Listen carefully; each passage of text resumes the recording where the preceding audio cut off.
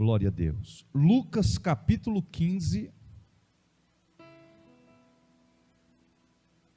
versículo de número 11. Os que encontraram, digam amém.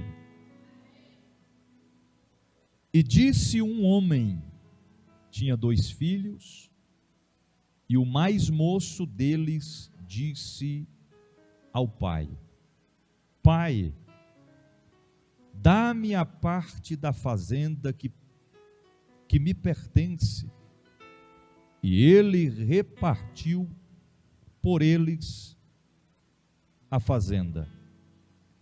E poucos dias depois, o filho mais novo, ajuntando tudo, partiu para uma terra longínqua e ali desperdiçou a sua fazenda, vivendo dissolutamente.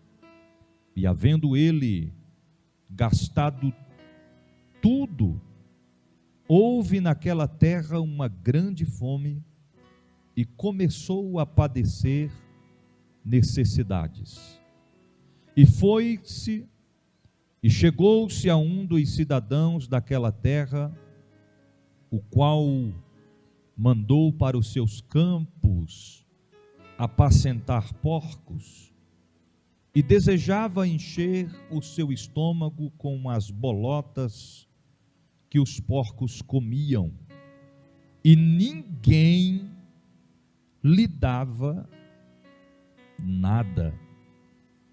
E caindo em si, disse: Quantos trabalhadores de meu pai têm abundância de pão, e eu aqui pereço de fome. Levantar-me-ei e irei ter com meu pai. E direi-lhe: Ei, pai, pequei contra o céu e contra ti, perante ti, já não sou digno de ser chamado teu filho. Faze-me como um dos teus trabalhadores. E levantando-se foi para seu pai, e quando ainda estava longe, viu-o seu pai, e se moveu de íntima compaixão, e correndo lançou-lhe ao pescoço e o beijou. E o filho lhe disse: Pai, pequei contra o céu e perante ti, já não sou digno de ser chamado teu filho. Faz. Mas o pai disse aos seus servos: trazei depressa a melhor roupa, e vestiu-lhe, e pondo-lhe um anel na sua mão e sandália nos pés, e trazei o bezerro cevado, e matai-o, e comamos, e alegramo-nos, porque este meu filho estava morto e reviveu, tinha se perdido e foi achado, e começaram a alegrar-se. Você pode dizer amém? Podeis assentar.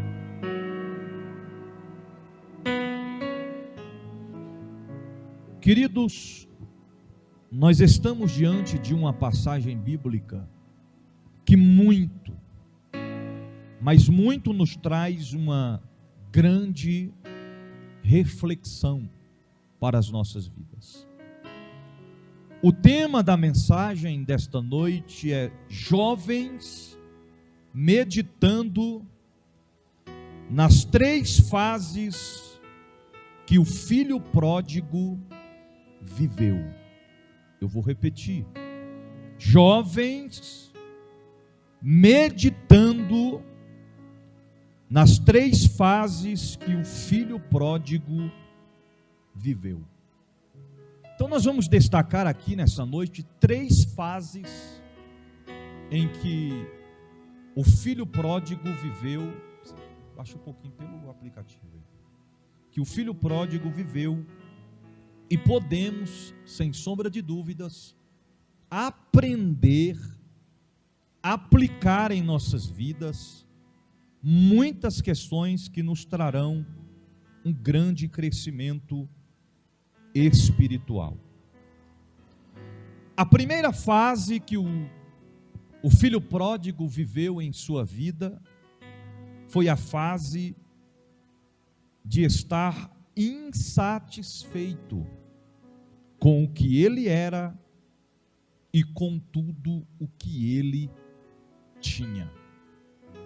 Queridos, muitas das vezes, nós como filhos de Deus, paramos para refletir em nossa vida, em nossa trajetória, e existe um argumento humano que paira dentro de muitos corações.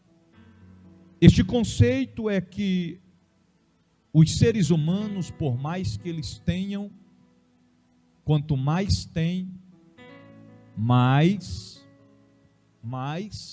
quer. É que nem rico. A Bíblia diz que a vontade do Senhor é de nos fazer prosperar. A Bíblia também nos diz que riquezas e honras vêm de Deus, vêm dos céus. É Deus quem enriquece e não acrescenta dores. Mas existem pessoas que quanto mais enriquecem, quanto mais eles têm, mais eles querem. Nunca estão satisfeitos com aquilo que eles têm. É claro que as bênçãos de Deus nas nossas vidas, elas não têm limites. Quanto mais buscarmos, mais vamos receber. Foi a passagem que lemos agora há pouco, que semeia pouco, pouco também ceifará. Mas o que semeia muito em abundância, colherá. Mas quando nós falamos a respeito disso, é aquele consentimento humano, de que a pessoa pode ter tudo na sua vida, mas ainda não se torna satisfeito. Reclama, questiona e muitas das vezes murmuram. Se nós fôssemos fazer uma reflexão na nossa vida aqui de forma individual, cada um de nós temos uma história. Nós não éramos nada, não tínhamos valor para este mundo, éramos escravos do adversário de nossas almas. Alguns dentre nós podem até mesmo destacar a dizer: se o Senhor não tivesse me chamado, me escolhido, mudado a minha vida, eu não estaria mais vivo, não estaria mais vivo. É questão de oportunidade que Deus proporciona aos nossos corações e que as tais devem ser valorizadas. É por isso que eu tenho o costume de às vezes chegar nos irmãos e perguntar: conte as bênçãos. E várias vezes eu sou revidado com esta pergunta, alguém a dizer: não tenho nenhuma bênção para contar. Outros dizem assim: ainda estou esperando a bênção chegar. Queridos, só de nós estarmos vivos já é uma bênção. Só de respirarmos este ar puro, enquanto outros dependem de aparelhos para respirar, de oxigênio para sobreviver. Olha o que Deus tem feito na sua vida. São conceitos que às vezes nós não paramos para meditar e não valorizamos tanto o quanto Deus tem nos abençoado. Mas a Bíblia nos frisa aqui pelas as qualificações, pelos acontecimentos, a fase primária que o filho pródigo estava vivendo era uma fase de insatisfação. Ele não estava satisfeito com o que ele era e nem também com tudo que ele tinha. E o que ele era? O que ele era? Ele era filho. Ele não era empregado. Ele não era um serviçal da casa. Ele não prestava manutenção na fazenda como terceiro. Ele era filho. Ele não era empregado. Mas ele não estava satisfeito com o que ele era. Assim, nos dias da atualidade, tem muita gente que está insatisfeito com o que ele é. com o que ela é. Somos filhos de Deus, queridos. Não existe algo mais poderoso do que isso, satisfatório e honroso, do que sermos filhos de Deus.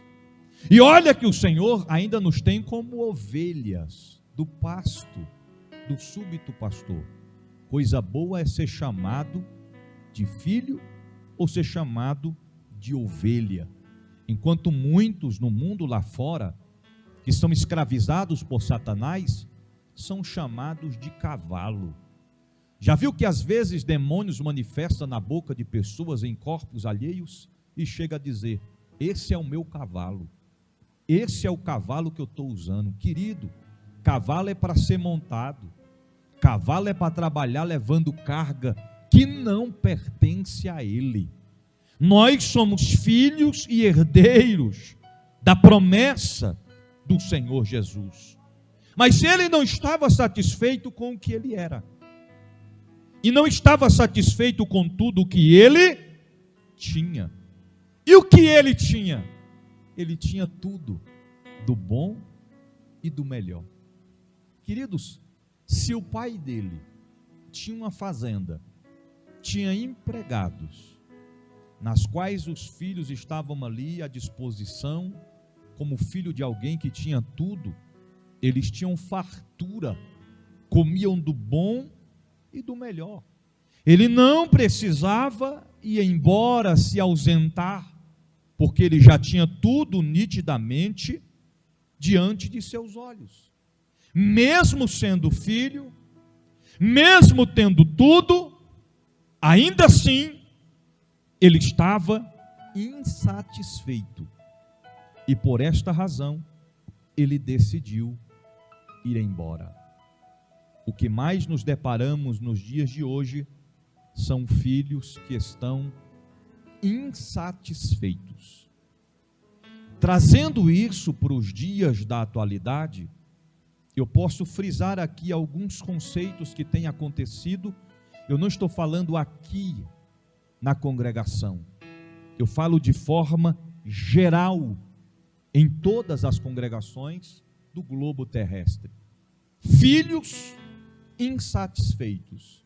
Deus os tirou da lama, do pó, da cinza, lhe deu vestes novas, lhe deu um novo nome, colocou um anel em seu dedo e ainda destacou a ele e a ela uma nova oportunidade e o colocou dentre os príncipes e princesas. Mas ainda assim, não estão satisfeitos. E que argumentos são estes? A igreja não é boa, o ministério não vale nada, não gosto de fulano de tal, Beltrano não vai com a minha cara e eu não vou com a cara dele, eu não gosto do pastor da igreja, não gosto do ensinamento doutrinário, não gosto de tal ação da igreja. Começam por suas insatisfações colocar 1001 defeitos, entrando ainda em outro caso, em outro fato isolado, que não podemos generalizar. Uma vez um irmão em uma igreja disse que não ficaria na igreja por conta dos irmãos. Depois usou o argumento que não ficaria na igreja por conta do ministério. Depois usou o argumento que não ficaria na igreja por causa do pastor e da pastora. Depois usou o argumento que não se sentia mais bem ali. Conclusão: depois a bomba estourou, explodiu. Sabe qual foi a razão que o irmão saiu da igreja? Não foi por causa dos irmãos, não foi por causa da liderança, não foi por causa dos pastores, não é porque não se sentia mais bem, mas porque estava em pecado, adulterando dentro da igreja. Não estou generalizando isso, que fique bem claro. Mas existem pessoas na igreja que estão insatisfeitas. A igreja é a casa do Pai. É onde nos reunimos para adorar, para glorificar, para engrandecer, para agradecer o Pai por tudo que Ele tem feito e por tudo que Ele é em nossas vidas. Temos que agradecer. Por isso que a Bíblia diz: em tudo dei graças. Mesmo se tem alguém que não vai com a sua cara, que não gosta de você, mesmo que tenha alguém que te persiga, que se levante contra a sua vida, permaneça na casa do Pai. A Bíblia diz assim que o perverso não permanecerá na congregação do justo. E olha que quando a palavra diz justo, não está se referindo àquele que não tem pecados, àquele que é somente perfeito, aquele que não erra, mas não permanecerá na congregação do justo, porque justo é aquele que está disposto a viver uma vida de santidade a Deus, é aquele que decidiu não abandonar a congregação como é costume de outros, é aquele que decidiu, mesmo se arrastando, mesmo com as batalhas da vida, permanecer. Mas o filho pródigo não. Ele era filho, ele tinha tudo do bom e do melhor, mas ainda estava insatisfeito. Aí ele toma a decisão. E que decisão foi essa? A decisão de ir embora. Segunda fase na vida do filho pródigo. A segunda fase na vida do filho pródigo foi necessidade e humilhação. Abandonar a casa do pai é andar em direção à necessidade e o que mais? E a humilhação. Lembro-me na minha juventude quando eu decidi sair da casa do pai. E olha que meu pai era pastor, mas um pastor valente. Mas eu não aceitava que meu pai me batesse. Muito pelo contrário, eu batia de frente. Meu pai não batia em mim, não triscava a mão em mim. Mas um dia, fora da casa do pai, eu com aquela bermudona, pastor Francisco, ciclone, meu pai chamava de bermudona cagada, porque tinha aquele fundão grande, né? Bonezinho, a barreta, os cordãozão no pescoço, camisa do Racionais, e eu estava doidão naquele dia, fora da casa do pai. O filho que deixou a casa do pai, aonde ele tinha tudo, para viver em direção à necessidade e à humilhação. Na frente da casa do vizinho, eu e mais 3. Quem chega? A polícia. Todo mundo com a mão na parede. O primeiro que levou a primeira mãozada na orelha foi eu. Não contente, ele deu uma na direita e deu uma na esquerda. E a gente tem que se contentar, né, pastor Francisco? Porque se o cabo não obedece dentro da casa do pai, ele tem que obedecer fora da casa do pai. Porque a Bíblia diz que aqui, se alguém bater na tua face, o que a gente tem que fazer? Dar outra. Mas tem crente que diz, é mais fácil eu bater na outra dele do que eu dar outra face. Mas no mundo não tem isso não, queridos. O diabo não respeita da onde nós viemos e nem para onde a gente vamos. Apanhei naquele dia. E o policial ainda falou assim para mim, pega a camisa e coloca por dentro. Aí eu coloquei a camisa por dentro. Aí ele veio assim por trás de mim, levantou assim até debaixo do sovaco aqui. Levantou, eu fui baixar, ele falou, se baixar apanha. Pegou meu boné, colocou assim bagunçado para trás e falou, vou lhe dar 2 minutos, você mora onde? Eu falei, naquela casa ali. Ainda bem que a minha era mais perto, e a dos outros que era mais longe. Ele falou, vou dar 2 minutos para você desaparecer. Quando eu terminar os 2 minutos aqui, se eu ainda ver o rastro de vocês, vão apanhar de novo. Irmão, foi muito ligeiro. Eu entrei dentro de um portão de casa assim, que nem uma bala assim, com a cara toda vermelha. E minha mãe, o que foi? O que aconteceu? Eu disse, aconteceu nada não, mãe, está tudo tranquilo, está tudo em paz. Porque assim, no mundo lá fora, a gente apanha e quer se fazer de forte, não é assim? No mundo lá fora, a gente apanha e não reclama que está apanhando. No mundo lá fora a gente apanha que nem saco de pancada e quer demonstrar que está tudo bem. Como é que está, irmã? Como é que está? Depois saiu da casa do pai. Está uma maravilha. Está nada, irmão. Está apanhando todo dia. Como é que está, irmão? Depois saiu da casa do pai. Está melhor do que quando eu estava lá conversa. Está apanhando que nem saco de pancada. Mas eu já quero antecipar nesta noite para os filhos pródigos, os que saíram e os que estão pensando em sair. Não existe lugar mais seguro, mais importante do que permanecer na casa do Pai. Permaneça, fica firme. Ele passou viveu uma fase de necessidade e de humilhação. Versículo 13.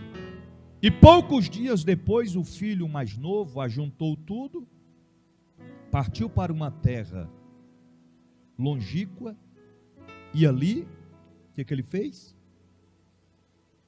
O que ele fez, igreja? Desperdiçou a sua fazenda, vivendo dissolutamente. Aí olha o versículo 14.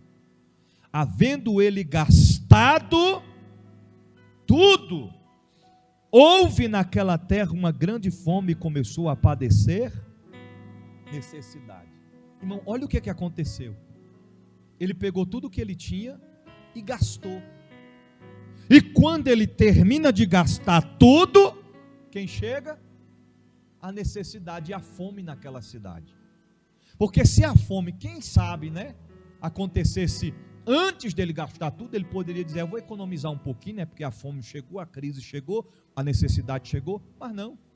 Quando ele termina de gastar tudo, aí vem uma fome sobre aquelas terras, e ele começa a padecer necessidade.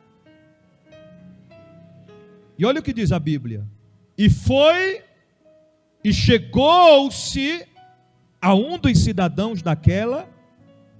Irmão, me ajude a pregar. Quem chegou até o cidadão daquela terra? O filho. Ele foi até o cidadão daquela terra pedir um emprego, o qual o mandou para os seus campos a apacentar porcos. E tem mais, olha a humilhação. E desejava encher o seu estômago com as bolotas que os porcos comiam, e ninguém lhe dava nada. Irmão, fora da casa do pai, além de às vezes desejar comer o que os porcos comem, ninguém lhe dava nada. Você pensa que lá fora alguém é amigo? Conversa. Você pensa, jovem, que no mundo lá fora você tem verdadeiros amigos? Não tem. Você tem colegas que no momento da dificuldade vão te abandonar, no momento do aperto vão deixar você sozinhos. Tem jovens que desfazem do pai e da mãe e diz: Beltrano lá fora é que é meu amigo, meu pai e minha mãe não é meu amigo, porque meu pai e minha mãe não quer deixar eu sair, meu pai e minha mãe não quer deixar eu fazer o que eu quero. É por isso que certa feita Jesus diz assim: vocês são meus amigos? Somos, Senhor. Aí ele diz: se vós sois meus amigos, então fazem o que eu mando. Se não fazemos o que Deus manda, não somos amigos de Deus. Então, filhos, jovens, obedeçam os vossos pais. O mundo não tem nada a nos proporcionar. A Bíblia está dizendo claramente: desejava comer das bolotas que os porcos comiam, e ninguém lhes dava nada. Vivia uma vida miserável, pedindo. Se a Bíblia está dizendo que ninguém lhe dava nada, é sinal de que ele já havia várias vezes pedido. Pediu uma comida, pediu uma ajuda, pediu um auxílio, pediu um socorro, mas ninguém lhes dava nada. Fase de necessidade e fase de humilhação. E tem gente que está se enganando a si mesmo, pensando: mas o que tem a ver? Você já ouviu dizer que os humilhados serão exaltados?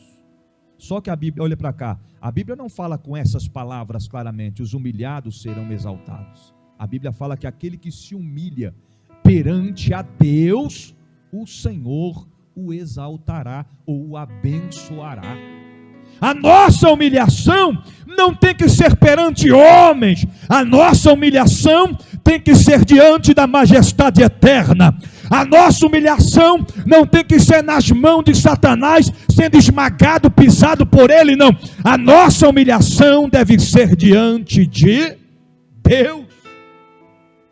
Ele não. Ele perdeu tudo que ele tinha. Ele passou a viver como empregado. Lembra o que eu falei no início? Quem ele era? Filho. E agora ele passa a ser empregado. O que tem de gente saindo de filho de Deus para ser empregado. E olha a escrita do texto. Ele era filho de seu pai na fazenda. Vai embora, gasta tudo, vive uma fase de humilhação e de necessidade. E agora ele é empregado de quem? De alguém que estava naquelas terras longínquas. Ele não era empregado de seu pai. O que este homem tipifica, que arrumou este emprego miserável para este rapaz? O inimigo de nossas almas. Tem gente que está deixando de ser filho de Deus para ser empregado do mundo. Você está entendendo? Para ser empregado do adversário, para ser usado pelo inimigo. Viveu uma fase de humilhação tão grande que ele desejava comer da mesma comida que os porcos comiam no chiqueiro.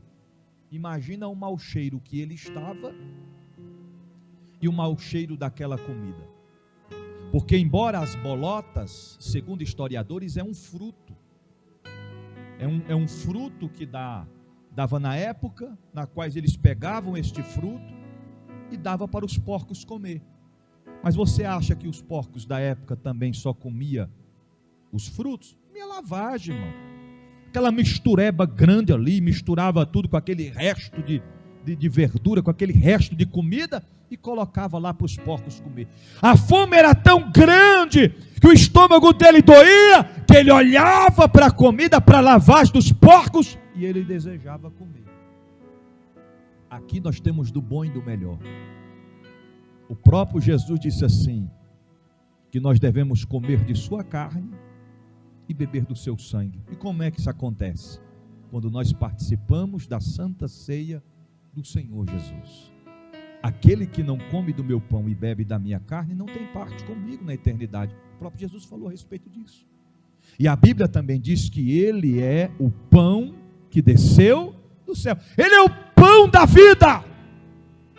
Ele é a água da vida. E quem beber desta água jamais terá sede. Temos fartura. Deus tem nos abençoado. Deus tem cuidado de nós, queridos. Nós temos tudo na casa do Pai. Não precisamos almejar o que está lá fora. O que está lá fora é momentâneo, instantâneo e passageiro.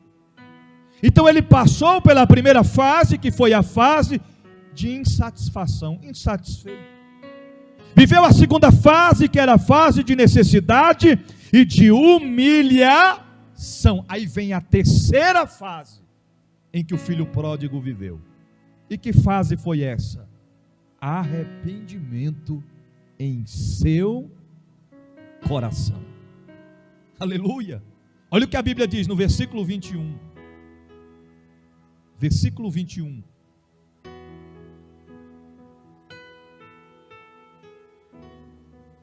Aliás, versículo 17. Versículo 17. E caindo em si, o que ele fez?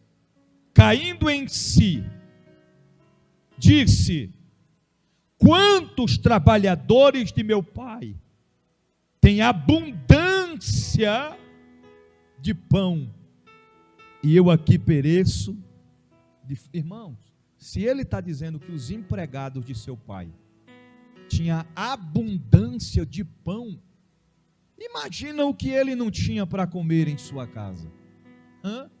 Eu imagino aquele café da manhã com aquela mesa imensa, pão de queijo, bolo, biscoito, pão, o leite fresquinho, assim morninho, aquele leite que acabou de tirar da vaca, queijo, você está entendendo? Cuscuz, né, com ovo, farinha, você está entendendo? Pamonha, imagina só, aquele banquete na mesa, os empregados comiam pão, e agora ele está ali vendo, e ele lembra, caindo em si, quantos trabalhadores de meu pai têm abundância de pão, e eu aqui pereço de fome. Ele caiu em si. E os filhos pródigos, quando saem da casa do pai, e os que estão dentro da casa do pai, e está pensando em sair, precisam cair em si. Reflexão, meditação. Se às vezes nós achamos que está ruim, pare para meditar quem era você, quando você estava fora da casa do pai. Para meditar o que você tinha, quem você era. Irmão, nós não tínhamos valor nenhum, não tínhamos. Eu começo por mim mesmo. Numa hora dessa, a minha matéria física, os meus restos mortais, estaria morando lá no Gaminha, no cemitério do Gaminha, e a minha alma estaria numa hora dessa, ardendo em fogo lá no Hades, aonde a Bíblia diz que o verme nunca morre, e o fogo nunca se apaga ou cessa. Aleluia. Aí sabe o que ele fez na fase do arrependimento em seu coração? Ele levantou-se e foi ao encontro de seu pai. Levantar-me-ei, versículo 18, levantar-me-ei, irei ter com meu pai, e direi-lhe: Pai, pequei contra o céu e perante ti, e já não sou digno de ser chamado teu filho, faze-me como um dos teus empregados. Filho pródigo, quando sai da casa do pai, escute o que eu vou lhe dizer aqui, não precisa ir atrás dele. Filha pródiga, quando sai da casa do pai, não precisa ir atrás dela, porque ele e ela sabe o caminho de volta para a casa do... Sabe o caminho de volta, sabe queridos, sabe. Tão verdade é que ele diz: levantar-me-ei. Ele não disse: alguém vai vir aqui me levantar, porque arrependimento traz reconhecimento próprio. E o que é reconhecimento próprio? A culpa foi minha, a decisão foi minha, foi eu que decidi abandonar, deixar a casa do pai. Ele reconheceu, reconhecimento próprio, acompanhado de arrependimento. Levantar-me-ei, irei ter com meu pai, e direi: Pai, pequei contra o céu e perante ti. Aqui ele está falando com quem? Consigo mesmo. Levantar-me-ei. Ele estava olhando para ele mesmo, pastor Francisco, dizendo: eu vou me levantar e vai ser agora. Levantar-me-ei e irei ter com meu pai. E quando chegar lá, eu direi: Pai, pequei contra os céus e perante ti. Já não sou digno de ser chamado de teu filho. Olha ele dizendo para ele mesmo. E direi: faze como um dos teus trabalhadores, dos teus empregados. Porque ele entendia que o que era dele por direito, ele já tinha desperdiçado tudo. Porque eu nunca vi um filho sair da casa do pai e chegar lá fora, ele conquistar tudo a ponto de dizer: eu não preciso mais voltar. Porque quando nós falamos a respeito do tudo, eu não estou falando acerca de bens materiais. Tem pessoas que saiu da casa do pai, comprou carro novo, comprou casa nova, tem um bom salário, tem um bom emprego, mas não tem paz de espírito, não tem paz em seu coração. Vive uma tribulação interna dentro de sua alma, dentro de seu coração, porque está tentando fugir como Jonas tentou mas é inútil tentar fugir do chamado de Deus. Não tem como escapar. Ele confessou ao Pai o seu pecado. Levantando-se foi, versículo 20, levantando-se foi para o seu pai, e quando ainda estava longe, viu-o seu pai, e moveu-se de íntima compaixão, e correndo, lançou-lhe ao pescoço, e o beijou. Quem viu de longe quem aqui? O pai viu o filho de longe. Você não vai encontrar aqui no texto bíblico dizendo que o pai saiu atrás do filho para trazer ele de volta. Não aconteceu isso. A ovelha, quando se perde, o pastor vai atrás buscar. Como o próprio Jesus foi a maior referência, e é a maior referência e o maior exemplo de pastor, que deixou as 99 para ir atrás daquela ovelha que se perdeu. Mas através da parábola do filho pródigo, ele está dizendo que o filho, quando toma a decisão com consentimento e consciência ativa, com o direito de escolha e o livre-arbítrio, que o pai não pode impedir do filho tomar a sua decisão de ir embora, respeitou a decisão do seu filho, mas o fato do pai não ir atrás do filho para trazê-lo de volta, não significava que o pai estava feliz com a ausência do filho. Não significava que o pai não se preocupava ou não sentia falta do filho. Eu já preguei outras vezes, já testifiquei e volto a afirmar. Eu imagino que todos os dias o pai na porteira da fazenda olhava para a estrada e pensava consigo mesmo: um dia meu filho vai voltar para casa. E esse dia aconteceu, porque o pai avistou o filho de longe e sentiu grande e íntima compaixão por ele. Correu e o abraçou e o beijou.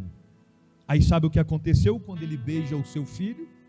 A Bíblia diz que o filho confessou ao pai o seu pecado.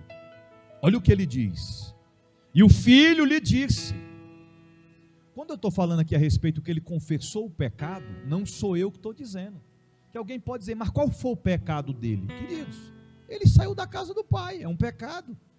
Abandonou a casa do pai, é um pecado. Gastou todos os seus haveres, como é que se diz? Dissolutamente, de forma imprópria. Sabe lá com o que ele gastou, o que ele fez. Mas ele desobedeceu, ele saiu da direção de Deus, ele saiu da direção de seu pai. E ele mesmo destaca no texto, as palavras do próprio filho destacam a dizer: e o filho disse: pai, o que ele diz? Pequei contra o céu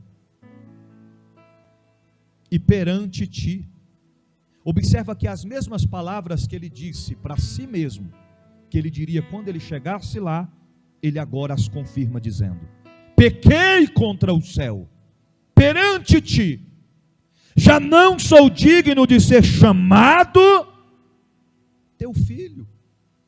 Mas o pai disse aos seus servos: trazei depressa a melhor roupa, e vestiu-lo, e pôs-lhe o anel na sua mão, e as sandálias nos pés, e trazei o bezerro cevado, e matai-o, e comamos, e alegramo-nos, porque este meu filho estava morto e reviveu, tinha se perdido e foi achado.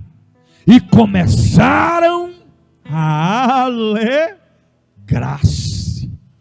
Todas as vezes que um filho decide voltar à casa do pai, vai acontecer festa, vai acontecer banquete. O pai não vai esperar o filho com a espada na mão. O pai não vai esperar o filho com um chicote para açoitar o filho que foi embora. ele respeita a decisão, mas quando o filho voltar, vai ter vestes novas, vai ter sandália nos pés, vai ter anel em sua mão, sinal de honra, e vai haver banquete.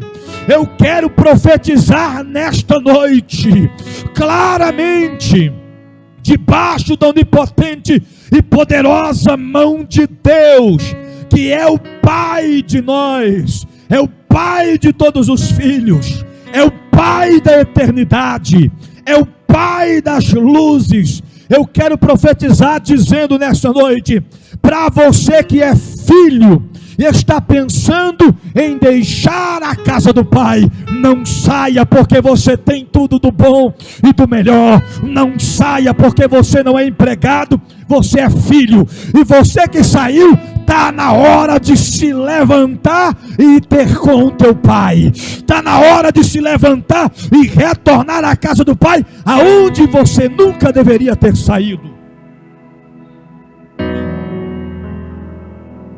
A terceira fase é arrependimento em seu coração. O pai o perdoou e lhe deu vestes novas, e ainda preparou para ele uma grande festa.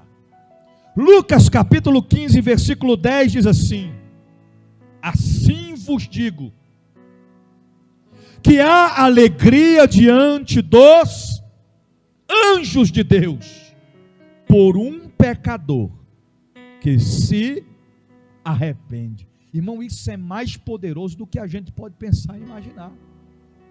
Você já pensou a alegria que acontece diante dos anjos de Deus? Por qual razão? Pela razão de um pecador arrependido. Efésios capítulo 5, versículo 14 diz: pelo que diz, desperta, tu que dormes, e levanta-te dentre os mortos, e Cristo esclarecerá. Porque filho fora da casa do pai é uma lâmpada apagada. Não deixa de ser filho. Está fora, não deixou de ser filho. Existe ex-esposo, ex-esposa. Existe ex-patrão. Existe ex-amigo, ex-amiga. Mas não existe ex-filho. E não existe ex-pai. Grave isso no seu coração. Está cheio de filhos apagados no mundo lá fora. Mas o Deus da Bíblia está dizendo: desperta, tu que dormes. Levanta-te dentre os mortos, e Cristo te esclarecerá. Ele vai reacender a lâmpada que foi apagada. Ele vai levantar os que caíram, vai tratar das feridas e vai trazer de volta, e vai colocar dentre os príncipes e princesas para adorar o Rei dos Reis e Senhor dos Senhores, diz o Deus da Bíblia nesta noite. Atos capítulo 3, versículo 19, os apóstolos pregaram. E sabe qual foi a pregação dos apóstolos? Arrependei-vos, pois, e convertei-vos, para que sejam apagados os vossos pecados, quando vierem os tempos de refrigério da presença do Senhor. O único apagador que funciona para apagar os meus, os teus, os nossos pecados, se chama arrependimento. O que se chama, irmãos? Arrependimento. Você está entendendo? Confissão sem arrependimento não tem perdão de Deus, não tem valia. Tem que ter arrependimento. João Batista pregou no deserto. E sabe qual era o tema da mensagem de João Batista todo dia? Não era portas abertas. A pregação de João Batista, o tema diário não era o culto das revelações divinas. O tema principal da pregação de João Batista não era: hoje você vai rebentar, prosperar e enriquecer. Mas o tema principal da mensagem de João Batista, todos os dias no deserto, era: arrependei-vos. Foi o que os apóstolos pregaram. Arrependimento. Um dia eu vi uma reportagem do camarada que matou uma família, esquartejou. Ele confessou perante o delegado tudo que ele fez com aquela família, em detalhes por detalhes. Ele confessou. Só que o delegado perguntou para ele: e você está arrependido? Sabe qual foi a resposta dele? Faria tudo de novo, se for preciso. O que significa? Não se arrependeu. E qual é o resultado disso? Se não se arrepende, realmente pratica de novo. É confessar, é se arrepender e deixar. Sem arrependimento não tem vitória. O filho pródigo se arrependeu. Quando é que ele se arrependeu? Quando ele caiu em si.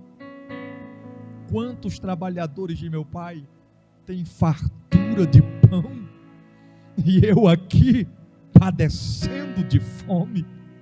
Quando ele se arrependeu? Quando ele disse: levantar-me-ei, irei ter com meu pai. Quando ele se arrependeu? Quando ele disse: e direi: pai, pequei contra o céu perante ti. Quando é que ele se arrependeu? Quando ele disse: faze de mim como pelo menos um dos teus empregados.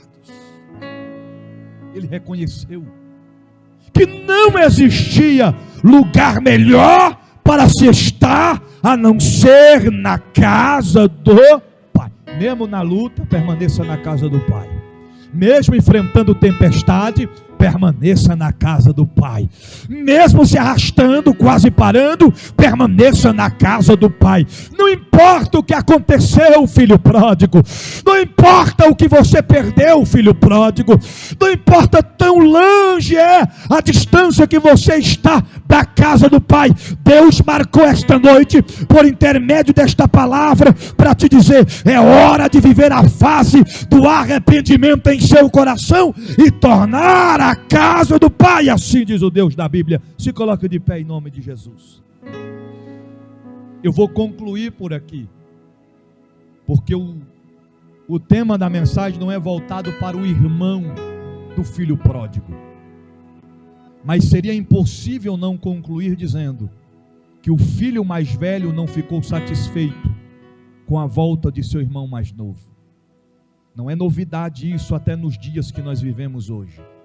Quando um filho pródigo volta, alguém olha e diz: mais uma vez. Vai ser mais uma vez que ele vem, que ela vem e depois vai embora. A Bíblia diz que se o justo cair, por quantas vezes?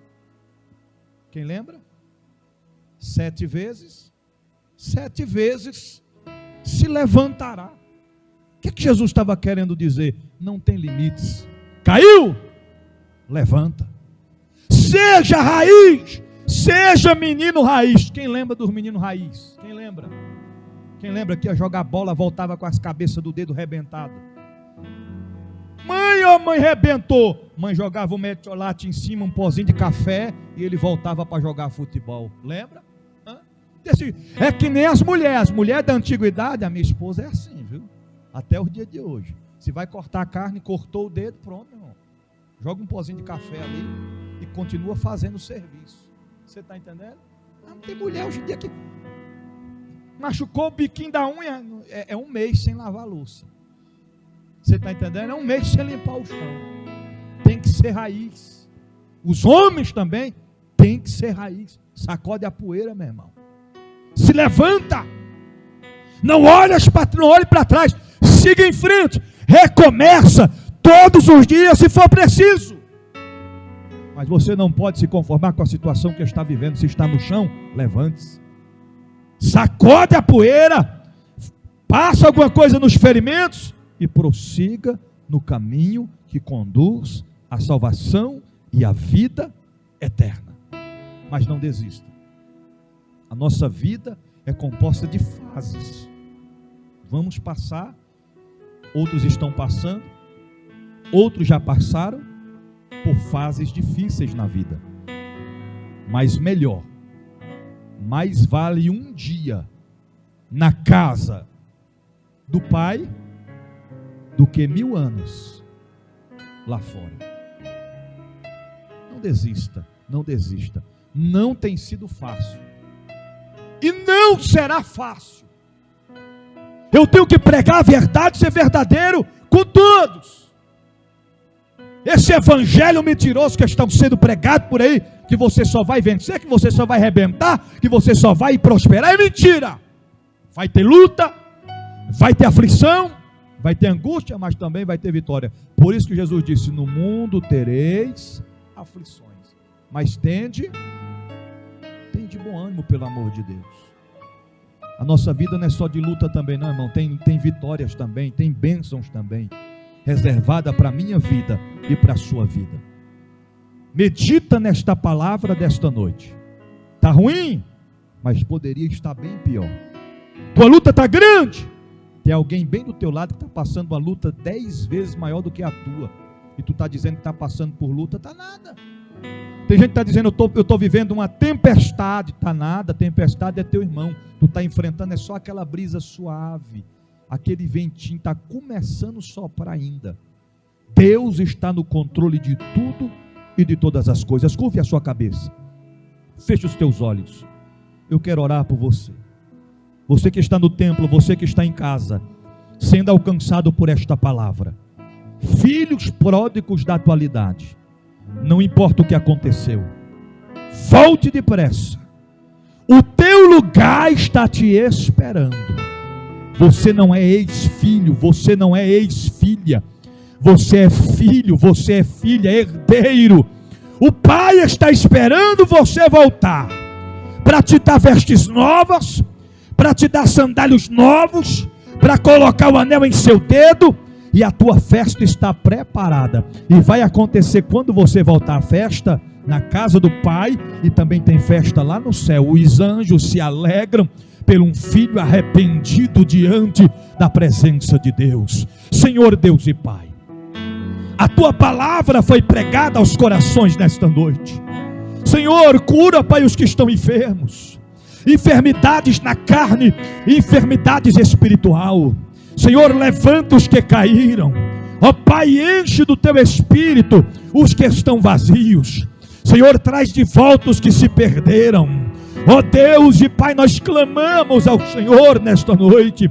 Vai de encontro, ó Deus, a este homem e esta mulher.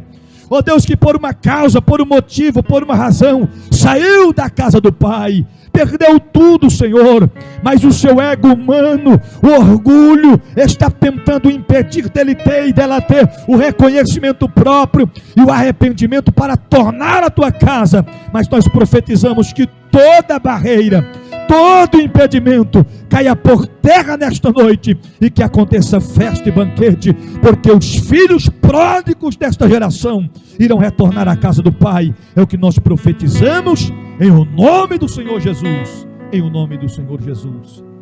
Amém e amém.